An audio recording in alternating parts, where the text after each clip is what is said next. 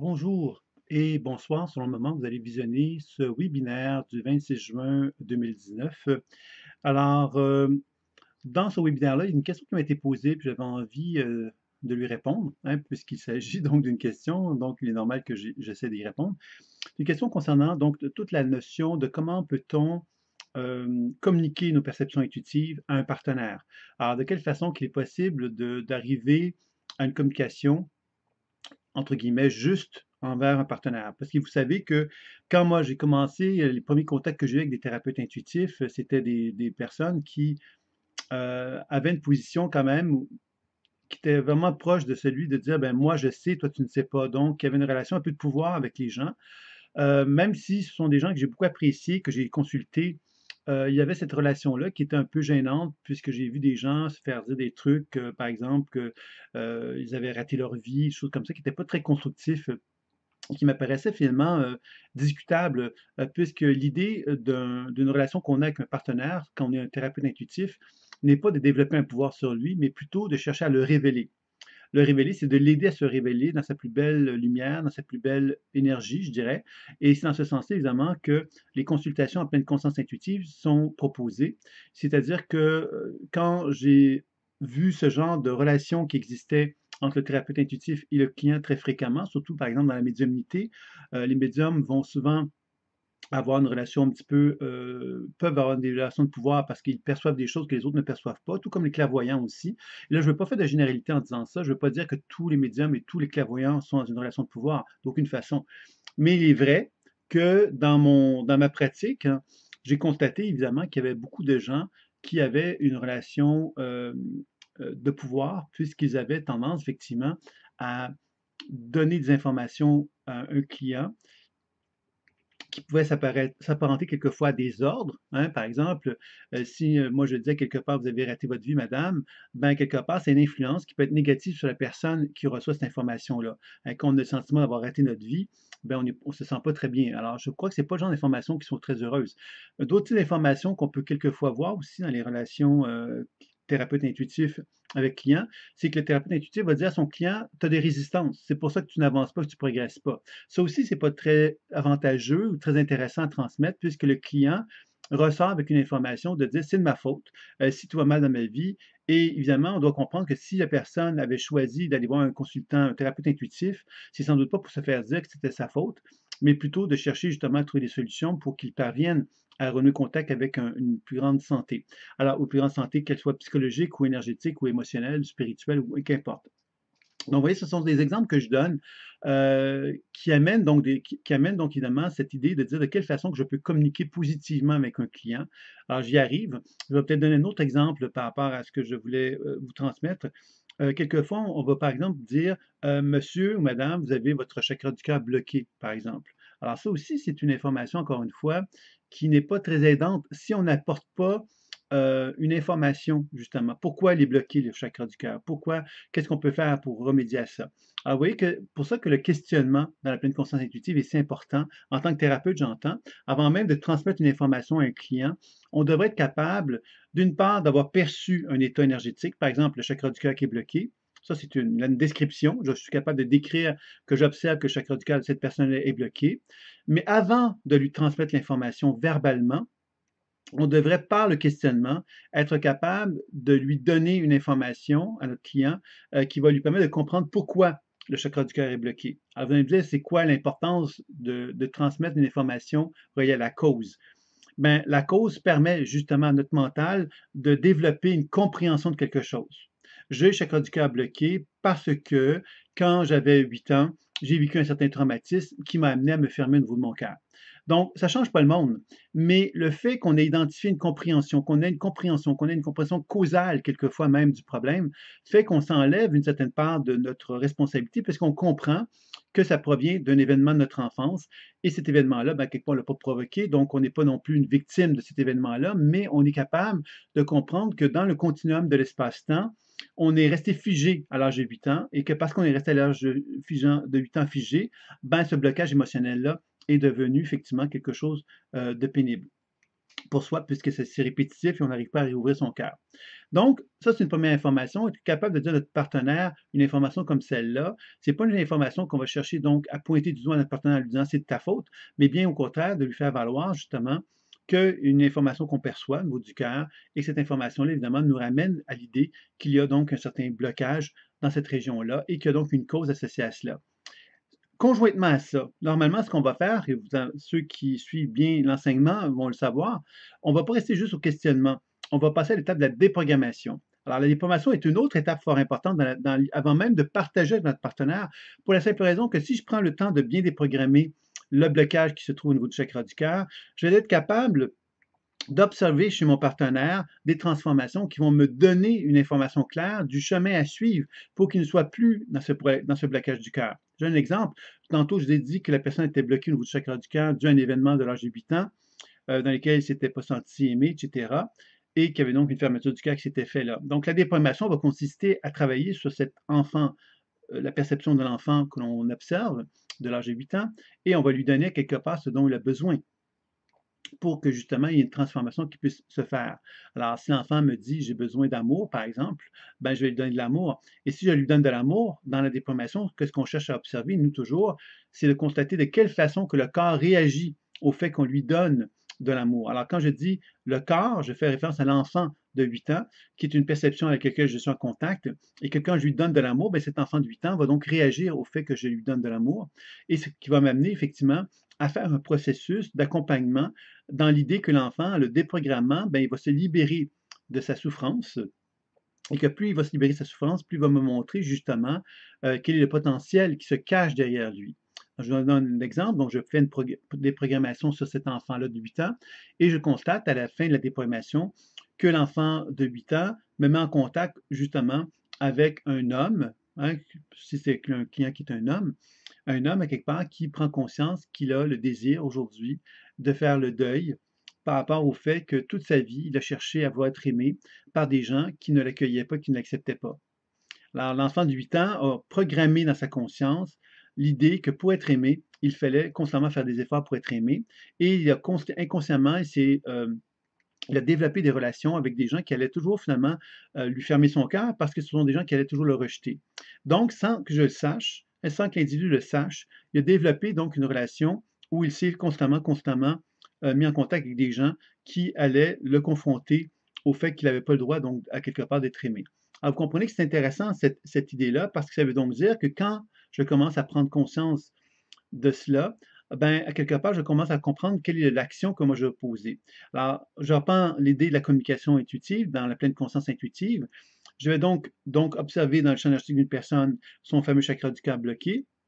Je vais donc lui dire effectivement que le chakra du cœur est bloqué parce qu'il y a un événement de l'âge de 8 ans qui a donc provoqué cette fermeture-là et que quand je déprogramme cette information-là, je constate que vous avez actuellement dans votre vie un deuil à faire par rapport à des relations que vous avez entretenues de toutes vos forces et avec toute votre volonté afin de vous donner l'impression que vous pourriez être aimé par ces personnes-là et que tout ça finalement est provoqué par le fait que, en tant qu'enfant, vous aviez l'impression que c'est le seul moyen d'être aimé, mais aujourd'hui, vous en avez marre, vous en avez assez, vous avez le désir justement de passer à une autre étape de votre vie.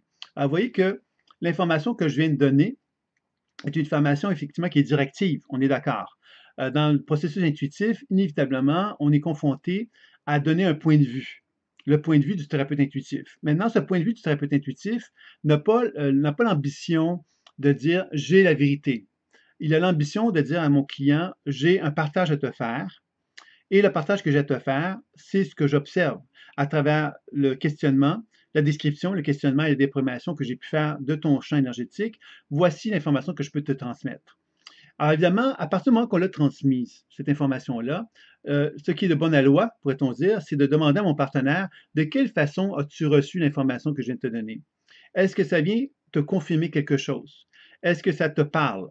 Alors évidemment, ce n'est pas ce que je vais dire. Je vais simplement demander à la personne comment reçois-tu l'information que je viens de te donner. Alors, c'est important ce moment-là où on demande à notre partenaire de nous dire comment il reçoit l'information parce que ça lui donne l'opportunité de s'approprier l'information. Alors, si l'information a sonné des cloches en lui, le fait que je lui demande comment il a reçu ça, ça va l'obliger, lui, à se mettre dans une position où il va devoir me verbaliser une réaction intérieure qu'il a par rapport à qu'est-ce que je lui ai dit. Par exemple, il pourrait me dire, je me sens tellement soulagé dans ce que tu me dis, parce que c'est exactement ce que je ressens au fond de moi. J'ai pris conscience de certain nombre de choses et j'ai envie d'un changement parce que j'en ai marre, effectivement, de constamment quitter de l'amour, par exemple. Alors ça serait une confirmation. Alors, quand on a cette confirmation-là, bien évidemment, on est dans une position positive avec notre thérapeute et le client aussi. Donc, il y a une relation de partage qui est là. Et cette relation de partage va donc donner au thérapeute un certain statut d'importance par rapport au client, puisque le client va reconnaître que le thérapeute a une compétence, a une valeur, parce qu'il a reconnu quelque chose qui est en moi. Donc, ce thérapeute-là, je lui donne de la valeur. Alors, c'est pour ça que c'est si important, cette notion de partage, qui va faire que mon client va toujours pouvoir me dire oui ou non. Alors, s'il devait me dire non, par exemple, alors ça peut arriver, hein, que quelqu'un va me dire, ben moi, je ne comprends pas quelque part ce que tu veux me dire par ça. Alors, qu'est-ce qu'on va chercher à faire à ce moment-là? C'est qu'on va simplement chercher à préciser ce qu'il ne comprend pas et à établir encore une relation de partage. Alors, l'idée là-dedans, c'est pas de se sentir attaqué quand un client me dit je n'entends pas ce que tu dis ou je ne comprends pas ce que tu me dis. Il faut vraiment plutôt chercher à se rappeler qu'on est trois dans le processus intuitif. Il y a le thérapeute intuitif, il y a mon client et il y a un échange, une zone de partage. Cette zone de partage, bien évidemment, moi, mon rôle en tant que thérapeute intuitif, c'est de transmettre dans le partage ce que je perçois. Et mon client, ben, lui, peut se reconnaître ou pas se reconnaître dans ce que je lui dis.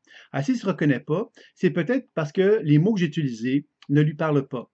Ah, c'est vrai que c'est pas toujours, on n'est pas toujours en mesure de transmettre en mots ce qui va parler à notre partenaire d'une façon immédiate. Notre partenaire peut avoir un certain stress, peut avoir une certaine appréhension de ce qu'on va lui dire, peut avoir une mauvaise interprétation de ce qu'on lui dit. Donc, c'est important de pouvoir prendre le temps de transmettre une information qui va nous amener à une cohérence, c'est-à-dire à une forme de partage ajusté entre moi et mon partenaire.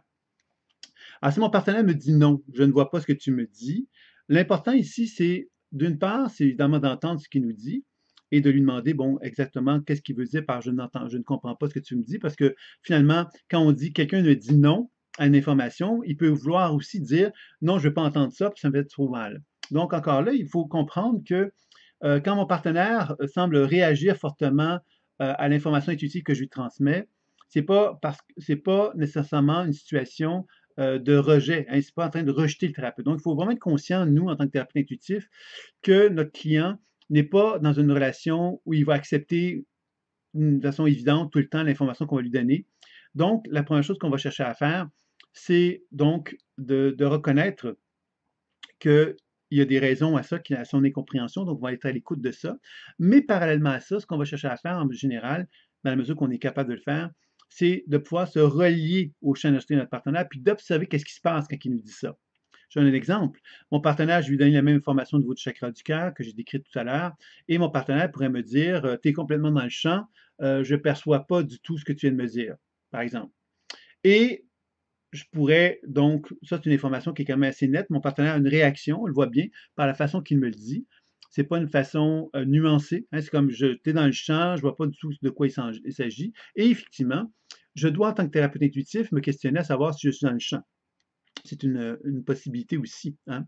Mais supposons que moi, j'ai confiance en mes perceptions intuitives, ce qui est mon cas. Moi, j'ai assez confiance en mes perceptions intuitives pour entendre que quand quelqu'un me dit quelque chose comme ça, je vais donc prendre le temps quand même toujours de regarder qu'est-ce qui anime le champ d'énergie de mon partenaire. Comment, quand il me dit que je suis dans le champ, etc., qu'est-ce qui se passe en lui?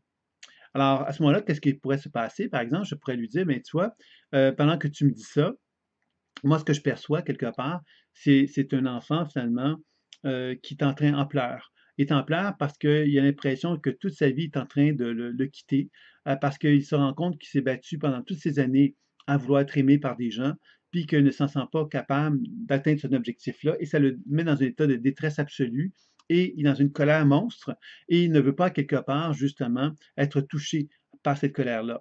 Alors, vous voyez que là, on comprend un peu plus, par l'information que je viens de donner, la raison d'être de la réaction de mon partenaire, qui, lui, se protège de ce que je lui dis. Maintenant, en lui disant ça, il y a des chances, effectivement, que je désamorce le processus de réaction qu'il a et qu'il puisse me dire qu'à quelque part, ce que je viens de lui dire, ben, ça le révèle à une émotion qui est en lui, d'inconfort par rapport à ce que je viens de lui dire, parce qu'il a l'impression, effectivement, que ce que je suis en train de lui dire, c'est qu'il a raté sa vie.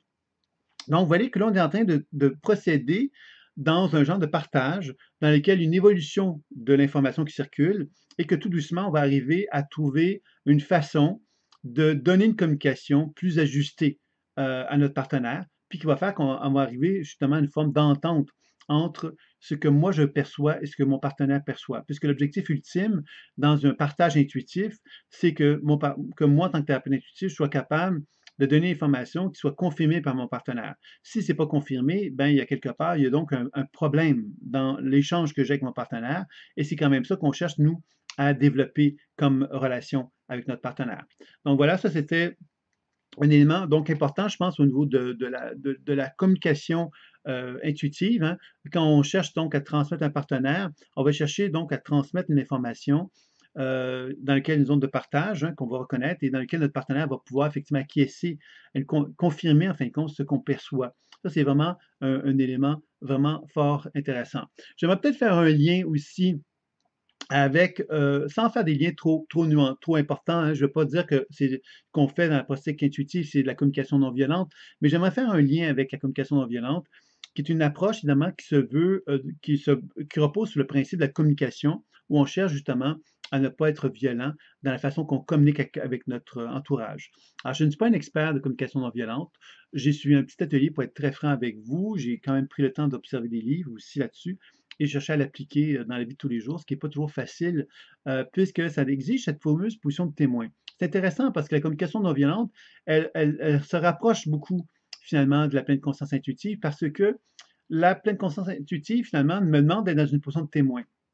Alors, si un client vient me voir et que je suis, moi, émotionnellement atteint par le fait que mon partenaire me dit que je suis dans le champ, bien, automatiquement, je perds ma position de thérapeute et je deviens émotionnel. Et là, je pourrais perdre la position trinaire, c'est-à-dire moi, mon thérapeute et la zone de partage, et je pourrais tomber dans une zone d'affrontement avec mon partenaire, où je pourrais lui dire, bon, ben, je ne suis pas dans le champ, c'est toi qui es dans le champ. Bon, vous voyez un peu le concept. Alors, évidemment, ce serait une position d'égo à égo à ce moment-là, et ça, c'est quelque chose qu'il faut éviter. Hein, pour la simple raison qu'une position d'égo à égo va finalement être un affrontement et ne va pas permettre une communication juste en tant que thérapeute. On perd la position de thérapeute à ce moment-là et notre client va bien, finalement vibrer avec l'émotion qu'on lui transmet et ça va dégénérer. Donc, ça ne sera pas quelque chose de souhaitable. Donc, on va toujours se rappeler que la position de témoin est fondamentale et cette position de témoin va toujours me ramener à donner donc l'opportunité à ce que mon partenaire puisse avoir un espace dans lequel il puisse effectivement dire OK, je reconnais ce que tu me dis ou je ne le reconnais pas, puis que moi, je ne me sente pas attaqué à ce niveau-là. Ça, c'est vraiment la position la plus souhaitable qu'on va chercher à avoir. Et pour ne pas se sentir attaqué, il faut avoir une certaine confiance dans notre perception intuitive. Puis il faut être capable de poser un regard sur notre partenaire qui soit le plus humain possible. Non pas un regard condescendant, mais un regard amoureux, je dirais. Un regard où on veut vraiment l'aider. Et que si effectivement il n'est pas d'accord avec quelque chose, puis qu'on arrive, nous, on n'arrive pas à le partager, mais qu'est-ce qu'on va dire? Bien, dire, écoute, peut-être que je me suis trompé, effectivement, mais le plus important, c'est que je puisse te faire part de ce que j'observe. Puis souvent, qu'est-ce qui va se passer? C'est que même si c'est des zones d'ombre que j'appelle, des zones où on ne va pas être en mesure de partager avec notre partenaire tout ce qu'on aimerait partager, on va constater que peut-être 80-90% de l'information qu'on va lui transmettre qui vont être reconnues par lui. Donc, il y a peut-être un 10% qui ne sera pas reconnu par lui. Et c'est pas très grave parce que de toute façon, le partenaire, souvent, il va repartir de la consultation. Il va donc repartir avec son contenu de 90%. Si c'est enregistré la consultation comme fréquemment les gens le font avec moi, bien évidemment, la personne va pouvoir réécouter l'enregistrement. Très fréquemment, je ne dirais pas le nombre de fois que c'est arrivé. C'est d'ailleurs une des raisons pourquoi j'encourage l'enregistrement dans mes consultations. Les gens vont me dire, écoute, j'ai écouté l'enregistrement, puis j'étais complètement, je ne sais pas où j'étais, mais tout ce que tu me dis est d'une justesse absolument remarquable et je m'en étais pas rendu compte sur le moment. J'étais peut-être stressé, tendu. Et finalement, je confirme que tout ce que tu m'as dit. Ou des gens vont me dire, mais plusieurs mois plus tard, qu'ils ont enfin compris ce que j'avais à leur dire, parce que sur le moment, ils ne l'avaient pas compris. Alors, vous voyez qu'il y a plein de scénarios possibles, et c'est pour cette raison-là que l'objectif de la consultation, c'est vraiment de partager le maximum d'informations dans un contexte de plaisir, je dirais, hein, dans le sens que mon partenaire et moi, on collabore ensemble Et que moi, ce que je fais, mon rôle, c'est de partager ce que je perçois. Et partager ce que je perçois, ça ne veut pas dire que j'ai raison, ça veut juste dire que je perçois ça, moi. C'est mon rôle, tu viens me voir pour cette raison-là. Donc, si j'atteins un 80 pendant la consultation, j'arrive à un 75, 80, 85 d'informations justes, ben, je considère quelque part que c'est déjà pas mal. Si en plus, plus tard, tu me dis que j'ai eu 95 ou 100 de réussite, ben, je suis très heureux. Ah oui, je veux faire comprendre que dans un contexte de relation comme celle-là, on regarde des potentiels chez une personne. Et ces potentiels-là, notre partenaire n'est pas toujours en mesure de les capter. Et quelquefois, ça va prendre plusieurs mois avant qu'il puisse arriver à les concrétiser ou les percevoir. Donc ça, c'était une autre chose que j'avais envie de vous partager. L'autre élément que je crois dont je vais parler, c'est la communication non violente. Donc, je vais vous faire des petits liens par rapport à ça. Alors, souvent, on va identifier donc le sentiment ou l'émotion qui est en l'état de soi dans la communication non violente pour arriver justement à pouvoir dire, bon, voilà le besoin, le sentiment que j'ai. Hein. Euh, j'ai le sentiment quelque part de solitude, par exemple, pour donner un exemple. Alors, le sentiment de solitude implique justement que j'ai un sentiment d'être seul.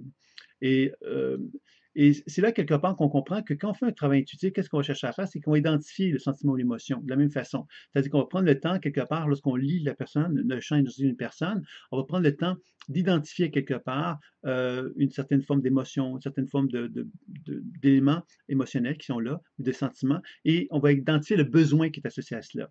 C'est-à-dire que par le questionnement, on va comprendre que le sentiment de solitude existe et que ce sentiment de solitude-là existe parce que, bon, j'ai l'impression quelque part de ne pas être entendu dans ma vie en général. Et on va arriver par la suite, par la déprogrammation, à répondre à un besoin. On aurait besoin de cette solitude-là. C'est quoi le besoin? C'est par exemple d'avoir d'être plus, de plus de chaleur humaine. Donc, je peux donner plus de chaleur humaine à mon partenaire et à ce moment-là, je vais donc observer une transformation qui se fait dans son champ énergétique. Et je vais donc aborder la notion du besoin. Alors, dans la communication non violente, on aborde beaucoup cette notion d'identifier le sentiment et l'émotion et ensuite de définir le besoin. Alors, vous voyez que dans ce sens-là, ensuite, on va proposer un plan d'action, c'est-à-dire qu'est-ce que je pourrais faire maintenant pour t'aider. Hein, ça serait quoi un peu. Donc, vous voyez que tout le processus de la pleine conscience intuitive va nous amener à décrire une perception, de questionner pour arriver à comprendre le sentiment, l'émotion qui est présente là, d'arriver à comprendre la cause associée à cette problématique-là, ensuite, d'arriver donc à un besoin, d'identifier un besoin et de chercher donc d'une part à le déprogrammer, dans le cas de la pleine conscience intuitive, pour amener une transformation qui va nous mettre en contact avec le potentiel évolutif qui anime le champ énergétique. Et ce potentiel évolutif-là, qu'est-ce qu'on va chercher à faire après ça? On va chercher donc à définir de quelle façon que ce potentiel évolutif-là pourrait se mettre en place dans un plan d'action. Le plan d'action, ça va se faire dans les prochaines heures, prochains jours, prochaines semaines. Alors, vous voyez que tout le processus de la pleine conscience intuitive, lorsqu'on est en relation avec un thérapeute, l'objectif ultime, c'est d'arriver à ce plan d'action-là. Un plan d'action, évidemment, qui va être proposé à notre partenaire et que notre partenaire va acquiescer ou pas à la possibilité de le faire. Maintenant, nous, on ne mettra pas l'emphase trop fortement sur le plan d'action pour la simple raison que le plan d'action, c'est une proposition. On sait que la vie va vite et qu'un client qui viendrait nous voir, ben, peut-être qu'on va lui donner un excellent plan d'action, mais peut-être qu'il ne l'appliquera pas. Pourquoi? Ben, il y a plein de raisons à ça. Donc, on ne va pas trop mettre l'emphase dessus, surtout au début des consultations qu'on va rencontrer, parce qu'on ne veut pas que notre partenaire devienne coupable, se sente coupable de venir me voir en me disant, écoute, Sylvain, j'ai rien fait. Alors, on veut, quelque part, au contraire, lui faire comprendre que l'idée des plans d'action, ce sont des propositions ouvertes et que notre partenaire a donc l'opportunité, lui, de pouvoir donc mettre en application ou pas les actions qui sont proposées et que s'il a envie d'aller plus loin, bien évidemment, il pourra toujours le faire, mais que l'option des plans d'action, c'est simplement comme des propositions. Ces propositions-là, finalement, vont faire que quand mon partenaire va revenir, on va pouvoir faire le point de la consultation précédente. Qu'est-ce qui en est résulté? Qu'est-ce que ça a entraîné comme changement? S'il y a eu des changements? Et évidemment, s'il y a eu des applications pratiques qui ont été tentées de faire du partenaire. L'important pour moi en tant que thérapeute, c'est pas donc de juger mon partenaire, mais de plutôt lui tendre la main, lui faisant bien comprendre que l'idée de l'intervention qu'on fait avec lui, c'est de le nourrir en quelque sorte, puisque la première étape thérapeutique dans un processus de pleine conscience intuitive, c'est de nourrir mon partenaire. Mon partenaire, à ce moment-là, est assez passif, en fait. Hein, il va être souvent couché sur une table de massage. Il va souvent ne rien faire de spécial puisque moi, je vais donner l'information. Je vais lui demander de participer quand je vais lui demander comment il reçoit l'information. Mais ça va s'arrêter à peu près à ça, en fin de compte, la participation au début des processus. Et je vais faire un soin énergétique pendant la consultation également. Donc, c'est pas lui qui est dans un processus très actif là-dedans. Mais avec le temps, on va pouvoir l'amener à développer une participation plus importante avec diverses approches qui sont proposées dans le cadre des formations qui vont amener mon partenaire à devenir de plus en plus capable de devenir participant au processus intuitif, c'est-à-dire qu'il va devenir actif et cette activité-là ben, va l'amener tout doucement à développer une autonomie. Et ça, je pense que c'est quelque chose d'important dans la démarche du processus intuitif. Et dans le niveau 1 de la formation professionnelle, j'ai choisi d'amener un petit volet là-dessus, un volet qui va être approfondi d'une façon plus importante avec d'autres outils le dernier niveau de la formation professionnelle. Qui va vous proposer donc des outils pour accompagner un thérapeute, un client, pour être capable justement de développer une autonomie. Alors pourquoi j'ai développé un outil premier dans le niveau 1 de la formation? C'est parce que le niveau 1 de la formation donne une certification et j'avais envie effectivement de donner déjà avec ce niveau 1-là les clés fondamentales de l'enseignement de la pleine conscience intuitive, même si on n'aborde pas tous les volets de l'enseignement. On va surtout développer l'enseignement aura, chakra et fascia dans le niveau 1 de la formation. Mais j'avais envie que dans ce volet-là, on aborde ce qu'on appelle les thérapies projectives, qui est une façon d'accompagner un partenaire. Et on l'a abordé, mais évidemment en survol, pas en profondeur. Et dans le dernier niveau de la formation professionnelle, qui est le niveau 3, on va donc proposer à ce moment-là des outils de la pleine conscience intuitive. Il y aura donc un jeu de cartes intuitives, des choses comme ça. Mais avant ça, il y aura également des enseignements qui vont être donnés pour vous donner des outils plus importants, plus capables d'accompagner un partenaire de façon encore plus efficace. Alors, vous voyez que c'était un peu l'ensemble de la formation qui était présentée de cette façon-là. Donc, voilà. Alors, l'idée maintenant, peut-être pour conclure par rapport à cette réflexion que j'avais envie de vous faire concernant comment communiquer nos perceptions intuitives à un partenaire, bien évidemment, si on se rapproche de la psychologie classique dans laquelle on fait de la relation d'aide, par exemple, ben, l'idée de la pleine conscience intuitive est déjà en soi un petit peu différente que la relation d'aide classique, puisque la relation d'aide, on cherche à donner à notre partenaire les outils pour que lui-même fasse sa propre introspection et on va lui transmettre des questions, quelquefois, qui vont l'amener à cette introspection-là. Alors que dans l'idée de la pleine conscience intuitive, évidemment, le thérapeute, surtout dans les premières consultations dans lesquelles il est plus passif, notre client, ben, on va lui donner énormément d'outils pour beaucoup d'informations, finalement, qui vont l'amener lui-même à être capable de se révéler. Et c'est là que la relation d'aide prend forme, c'est que quand je lui donne de l'information intuitive, mon partenaire va prendre le temps de scruter à l'intérieur de lui-même comment il reçoit l'information intuitive. Et c'est là qu'il va être capable d'articuler une pensée à travers les mots pour témoigner quelque part de ce qu'on est en train de lui dire, qu'est-ce que ça lui fait vivre à l'intérieur de soi. Alors ça, c'est quelque chose qui est important à se rappeler, parce que moi, quand j'ai commencé en tant que thérapeute intuitif, vous avez vu que je parlais vite. Je parle toujours vite en général, peut-être pas toujours, mais dans un cadre d'information intuitive, souvent, c'est un débit assez rapide aussi. Et moi, j'encourage pas les gens à être comme moi. Moi, c'est ce que je suis. Mais la difficulté là-dedans, c'est que comme j'avais eu des modèles de thérapeutes intuitifs aussi dans le passé, dans lesquels il y avait un discours intuitif qui était très verbeux, j'ai donc, hein, j'avais une certaine facilité aussi, donc ça s'est naturellement dirigé dans cette direction-là. Mais je vous dirais que quand on parle trop, bien évidemment, notre partenaire a besoin d'une pause à un moment donné pour être capable de recevoir l'information et de la faire descendre en lui. Donc, c'est important, ces moments de pause, pour que notre partenaire puisse recevoir l'information et puisse prendre le temps de scruter comme elle la reçoit. Plus ces moments de pause sont présents, bien, plus mon partenaire peut donc effectivement s'approprier l'information que je lui dis et ça peut lui donner un sentiment effectivement de cohérence avec ce que je suis en train de dire. Si je parle trop, bien, quelque part, mon partenaire peut arriver à se dire, ben là, c'est trop, là, tu me donnes trop d'informations, je ne suis plus capable d'en prendre. Alors ça, c'est là qu'on doit comprendre, évidemment, qu'il y a un début d'information à donner dans une consultation. Et c'est là, évidemment, qu'on doit être attentif à ça. Il y a des partenaires qui vont être des fois trop avides d'informations, mais quand on est trop avide d'informations, qu'est-ce qu'on fait? Ben, on veut prendre de l'information, mais est-ce qu'on l'a déjà vraiment? Il y a des gens qui sont très, très demandeurs, mais finalement qui n'intègrent pas. et des gens, quelque part, qui intègrent, mais parce qu'ils intègrent, ils ont besoin de très peu d'informations ou ils en veulent moins. Alors ça, c'est un autre aspect également qu'il faut tenir compte dans une consultation, que l'important ici, c'est d'arriver à danser avec notre partenaire, mais de danser de façon à ce qu'on trouve le bon rythme avec lui. Alors, ce bon rythme-là va se faire à mesure que la consultation va se faire, à mesure qu'on va constater des signes, hein, de façon que notre partenaire va réagir à l'information qu'on lui transmet. Ainsi, il nous dit à quelque part que tout va trop vite, ben, on comprend évidemment qu'il est en train de nous dire ralentis. Alors, ralentir, c'est doit être finalement se donner des périodes de silence pour que notre partenaire puisse prendre le temps, effectivement, de scruter à l'intérieur de lui qu'est-ce qui se passe. Même si ça peut prendre un peu plus de temps, ralentir le rythme pour que justement notre partenaire puisse sentir effectivement davantage son besoin et lui de recevoir l'information et de la laisser descendre en lui. Alors, vous voyez que c'est comme ça qu'on va parvenir aussi à trouver des meilleures expériences intuitives pour notre client, puisque si notre client reçoit toute l'information, il ne va pas être en mesure de l'apprécier autant.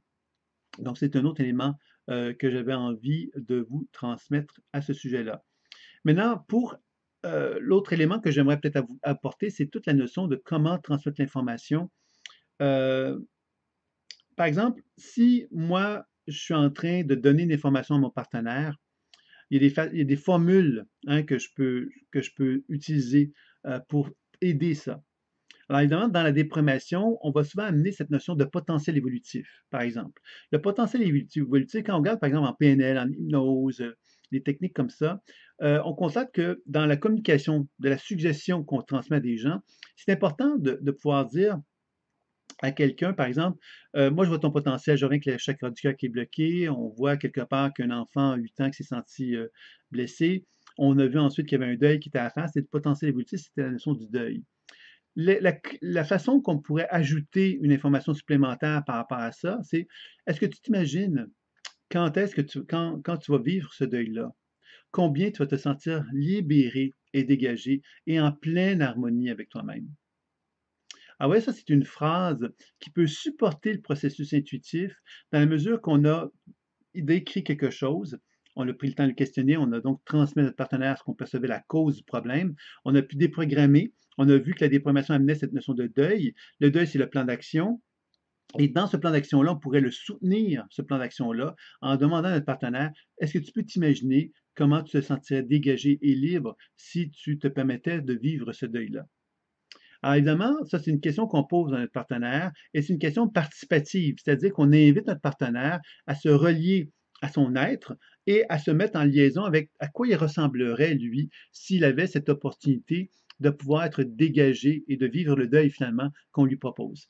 Alors évidemment, nous, en tant que thérapeute, on peut déjà avoir une idée de quelle façon que cet individu va ressembler, c'est-à-dire de quelle façon qu'il va s'être dégagé, avoir fait le deuil en quelque sorte. Et ça peut être vraiment très intéressant aussi de pouvoir partager avec un partenaire ce genre de phrases-là, quelque part, qui peut être intéressante. Il y a également d'autres phases, hein, comme par exemple, qui peuvent aider aussi la communication. Si notre partenaire reçoit l'information, puis que quelque part, il semble être complètement dans la tête, ben, on peut effectivement l'inviter à dire, oui, mais si tu prends, par exemple, si je perçois, moi, que l'information que je lui dis est en relation avec le ventre, ben, je peux très bien lui dire, OK, mais prends le temps simplement de porter ton attention vers ton ventre, mets ta main sur ton ventre, puis prends le temps de ressentir la respiration qui se trouve là et observe qu'est-ce qui se passe. Est-ce que tu vois des images, des sensations et des mots? Alors ça, c'est des façons aussi d'amener notre partenaire à quitter, par exemple, le mental, et quand on sent que notre partenaire est vraiment dans la tête, puis qu'effectivement, toute l'information qu'on lui transmet, elle est comme si elle ne passait pas dans le corps, puis qu'on constate que l'action thérapeutique qu'on fait au niveau du soin ne semble pas donner résultat, ben, on peut effectivement amener notre partenaire à développer une prise de conscience à ce niveau-là pour l'aider justement à explorer autre chose. Donc, c'est une autre façon de favoriser une communication dans une consultation thérapeutique avec notre partenaire. L'autre façon que l'on pourrait regarder, c'est toute cette notion vous voyez, donc on a vu le potentiel évolutif, hein, c'est les questions quelque part à quoi tu ressemblerais si qui nous met en relation avec le potentiel évolutif. On a vu également cette formule où on peut prendre le temps de ramener notre partenaire dans des régions de son corps pour le faire descendre, pour faire descendre sa conscience vers sa dimension corporelle. Donc ça aussi, ça peut aider une communication plus apaisée aussi chez notre partenaire qui peut être intéressante parce que souvent, quand on est en réaction, en résistance face à un thérapeute intuitif, c'est parce qu'on est beaucoup dans la tête et on est moins dans notre corps. Et évidemment, le fait de renouer contact avec le corps, ça peut être intéressant aussi. Alors, l'autre façon de communiquer donc avec notre partenaire, c'est de faire des reflets. Les reflets, c'est quoi? C'est que mon partenaire me dit quelque chose et moi, je regarde son champ énergétique et je lui reflète ce que je perçois. Et là, on revient avec la zone de partage. Ce reflet-là est intéressant parce qu'il nous permet de refléter à notre partenaire ce qu'on perçoit tout simplement et de le laisser se positionner par rapport à l'information. Ça, c'est une autre façon qui est fort intéressante et qui se rapproche évidemment de ce qu'on retrouve dans les notions de psychothérapie classique. Un autre élément qu'il faut tenir compte dans des consultations avec un client, c'est ce que j'appelle la notion de frontière, puis la notion quelque part de transfert contre transfert. Alors, tantôt, je l'ai abordé un petit peu, je le précise. Le transfert, évidemment, c'est qu'un client peut me transférer un certain nombre d'informations sur moi. Par exemple, peut me dire, ben voilà, je ne suis pas d'accord avec ce que tu me dis, parce que quelque part, j'ai l'impression que tu penses pour le Dieu le Père, puis que tu imagines que tu vois tout de moi, tu ne me comprends pas, tu ne me cernes pas, tu es un incompétent, etc. Alors, vous voyez que là, la personne, si on prend le temps de réagir émotionnellement parlant, on va faire un contre-transfert, c'est-à-dire qu'on va réagir à ce qu'elle vient de nous dire et on va prendre la position de témoin. Évidemment, c'est pas facile, je suis d'accord avec vous, de bien gérer ce genre de situation-là, mais je vous donne cet exemple-là pour faire comprendre que le rôle du thérapeute intuitif dans une condition comme celle-là, c'est de vraiment toujours porter attention à ce qui se passe dans le champ énergétique de mon partenaire pendant qu'il me dit des choses comme ça. C'est ça qui va me permettre d'identifier les émotions ou les sentiments qui animent la réaction qu'il manifeste à mon égard et de comprendre le besoin qui est présent pour l'amener donc tout doucement à pouvoir effectivement mettre en évidence son essence fondamentale. Alors c'est ça quelque part qui est la beauté de l'échange que l'on effectue avec un client, c'est de toujours chercher à rétablir cette communication à trois dans laquelle on va pouvoir ramener notre partenaire dans une forme d'alignement avec lui-même et non pas dans une forme de réaction contre nous, par exemple.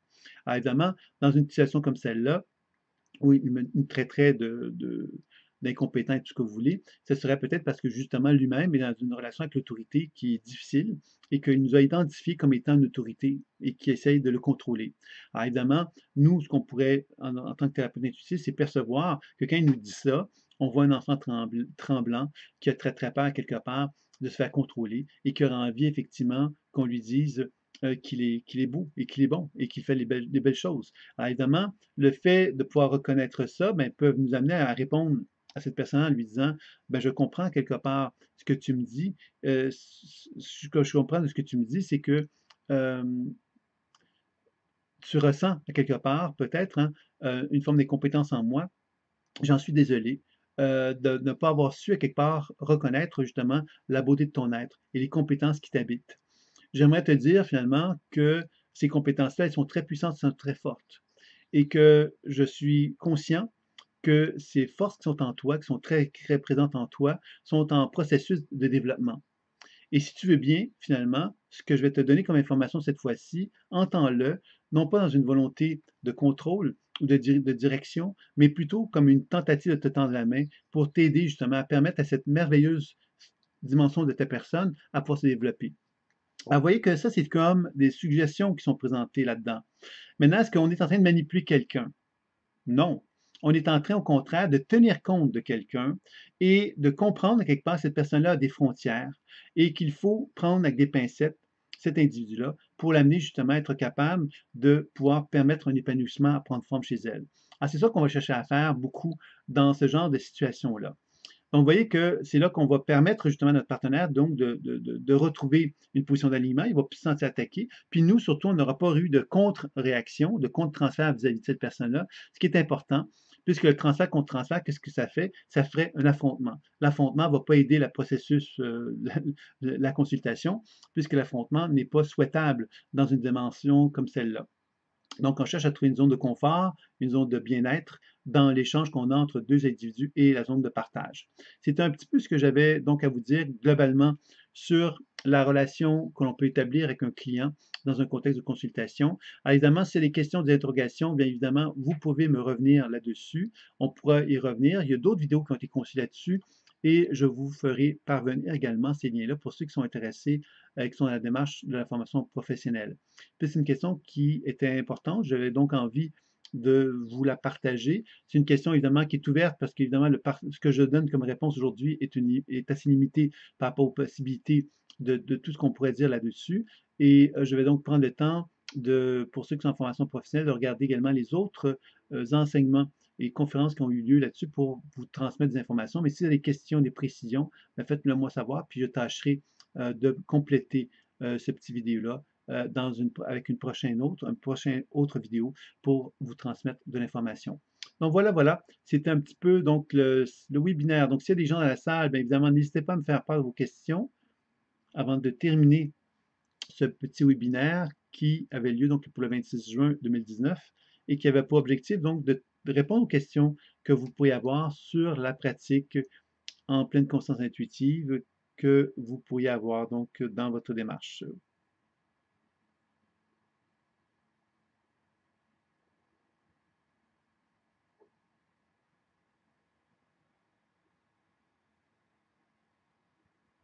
OK.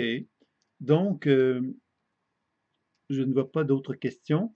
Donc, je vais simplement m'arrêter ici pour clore ce petit webinaire-là, qui donc avait pour objectif donc, de donner des informations sur la façon que l'on pouvait communiquer nos perceptions intuitives à un partenaire. Et j'espère donc avoir répondu à cette question. Alors, je vous dis donc à très bientôt pour un prochain webinaire. Au revoir.